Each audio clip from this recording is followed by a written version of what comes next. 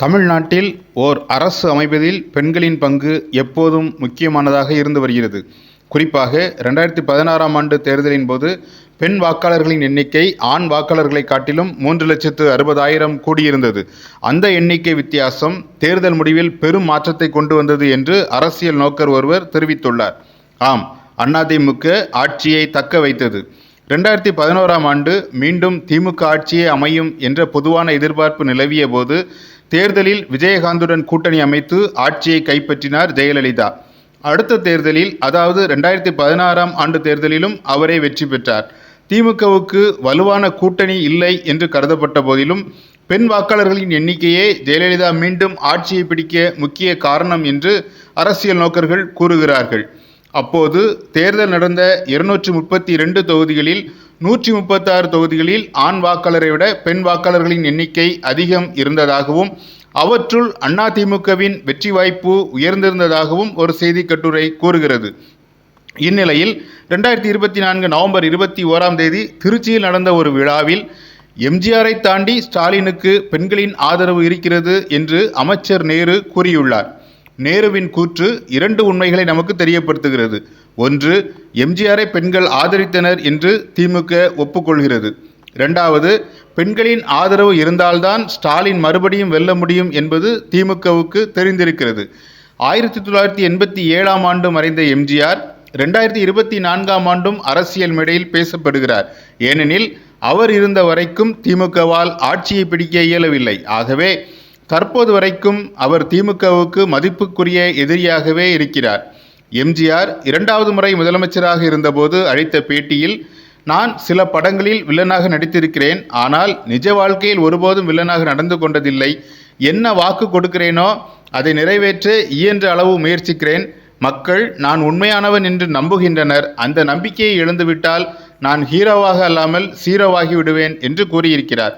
கிட்டத்தட்ட 150 படங்களில் அவர் பெண்களை காப்பாற்றுகிறவராக, மது அருந்தாதவராக, புகைப்பிடிக்காதவராக, மோசமான வார்த்தைகளை பேசாதவராக நடித்துள்ளார். நிஜத்திலும் தன்னை பற்றி அப்படி ஒரு பிம்பத்தை அவர் கட்டமைத்திருந்தார். அதன் பின்னர் ஜெயலலிதாவுக்கும் பெண்கள் ஆதரவு தொடர்ந்தது. இன்று பெண்களின் ஆதரவை பெற்ற தலைவர் யார் என்பதே கேள்வியாக நிற்கிறது. ஜெயலலிதா இல்லாத நிலையில் தனிப்பெரும் தலைவராக எந்த பெண்ணும் இல்லாத சூழலில் இருக்கும் தலைவர்களுள் யாருக்கு பெண்களின் ஆதரவு என்பது பெரிய கேள்விதான். அமைச்சர் நேருவும் தனக்குள் இருந்த அந்த கேள்வியை பொதுவெளியில் வைத்திருக்கிறார். இன்றைய சூழல் இப்படி 2 கேள்விகளை முன் வைக்கிறது. இன்று பெண்களின் ஆதரவு பெற்ற தலைவர் யார்? முன்பு போல பெண்கள் ஒரே சக்தியாக உள்ளனரா?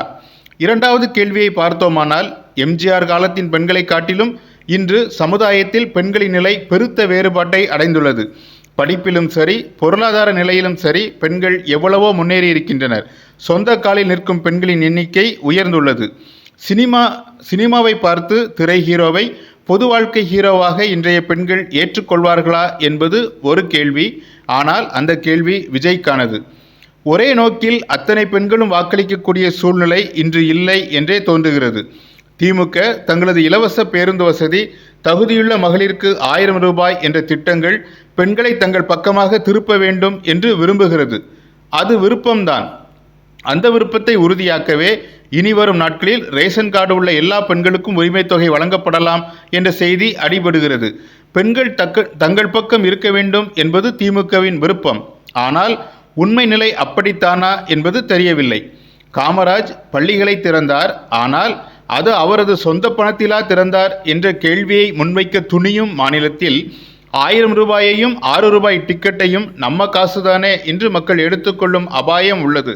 ஏனெனில் வண்ண தொலைக்காட்சியை வாங்கிய பிறகு வேறு கட்சியை ஆட்சியில் அமர்த்தியவர்கள்தான் நம் மக்கள். எம்ஜிஆருக்கு அந்த காலத்தில் இருந்தது போன்ற ஒட்டுமொத்த பெண்களின் ஆதரவு இப்போது எந்த தலைவருக்கும் இல்லை என்றே தெரிகிறது. அப்படி பார்த்தால் எம்ஜிஆரை தாண்டி ஸ்டாலினுக்கு பெண்களின் ஆதரவு இருக்கிறது என்பது அமைச்சர் நேரு மறுபடியும் சொல்லி நிறுவ விரும்பும் ஒன்று என்று மாத்திரமே எண்ண தோன்றுகிறது. இதுபோன்ற விரிவான செய்தி தொகுப்புகளை தவறவிடாதிருக்க தமிழ் பூமர் சேனலை சப்ஸ்கிரைப் பண்ணுங்க. நீங்கள் நினைப்பதை நாங்கள் பேசுகிறோம். இந்த வீடியோவை லைக் பண்ணுங்க, ஷேர் பண்ணுங்க, உங்க கருத்தை கமெண்ட் பண்ணுங்க.